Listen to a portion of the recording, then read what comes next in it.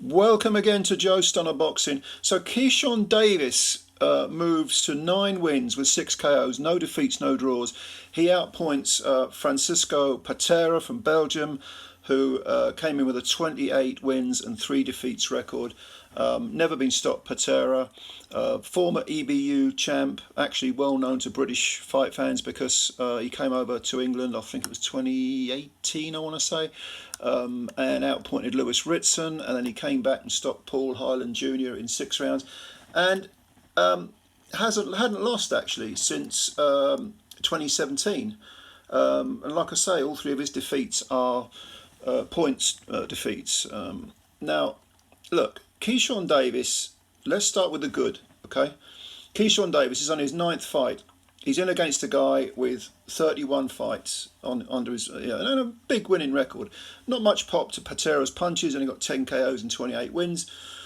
But Patera he's a very, very slick stand-up boxer, boxes off the back foot, very well schooled, holds his shape. He's got a lot of guts, as he proved in this fight, because when Keyshawn was landing heavy punches, even though they were stinging Patera, he wasn't going anywhere, and he came back with his own good punches. So,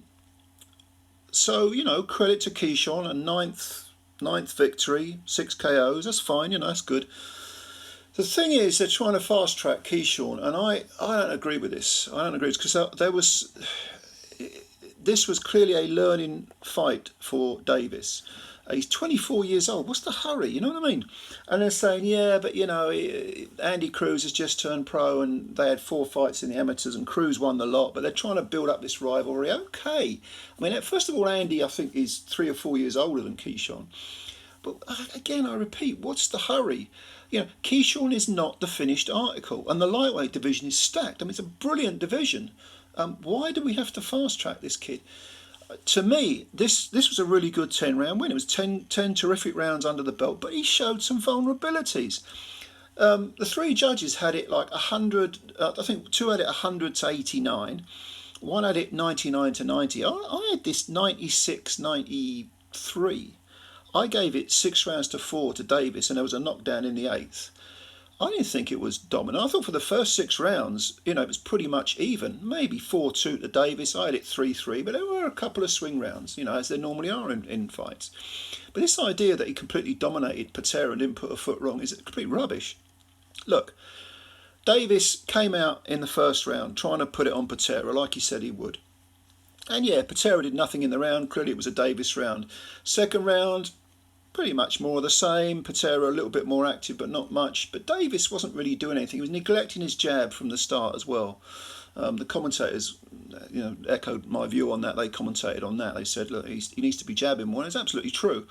And in the third round, Patera started to really pick up a bit of confidence and started landing some punches of his own. And Patera was being proactive.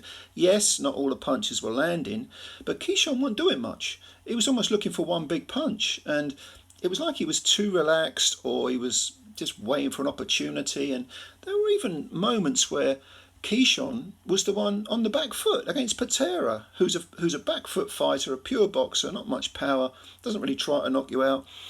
And I think he let some of those rounds in the first 6 rounds, he just let them slip through inactivity.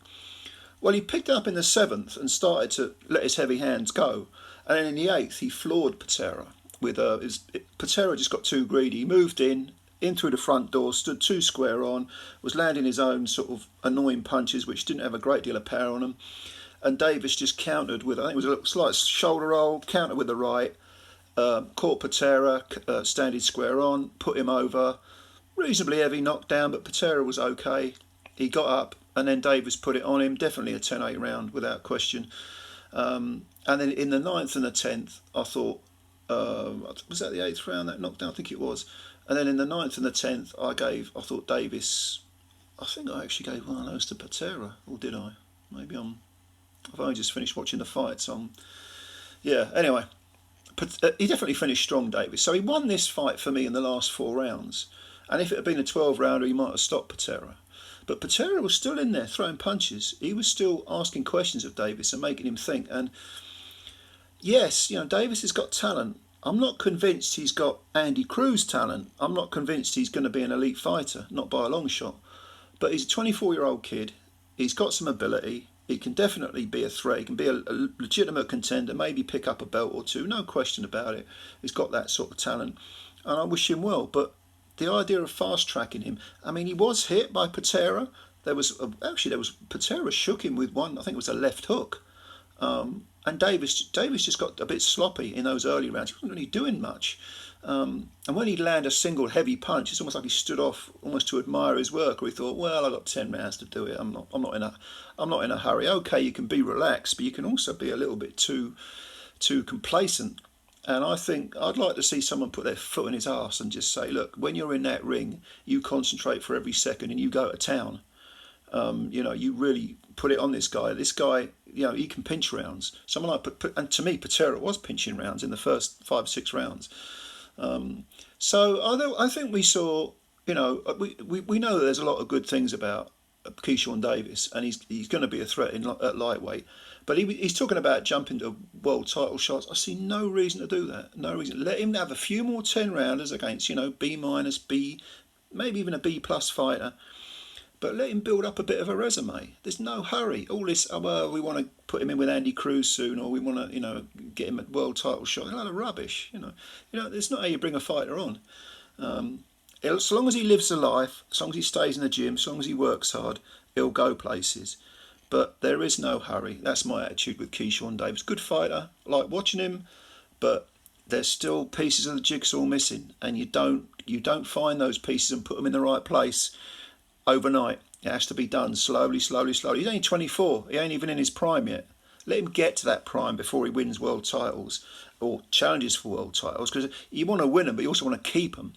And I see no reason why Davis should be fast-tracked. So that's my opinion. This was on the undercard of the Kambosos Maxi Hughes fight. I'm going to do a video of that as well. Let me know what you think about Keyshawn's performance or about him as a fighter in general. Thanks for your time as always. Comments below. Subscribe to the channel if you're new, if you don't mind. It takes a second to hit that subscribe button. It'd be a big help. And also hit the like button if you like the video. And I'll answer your comments. Bye for now.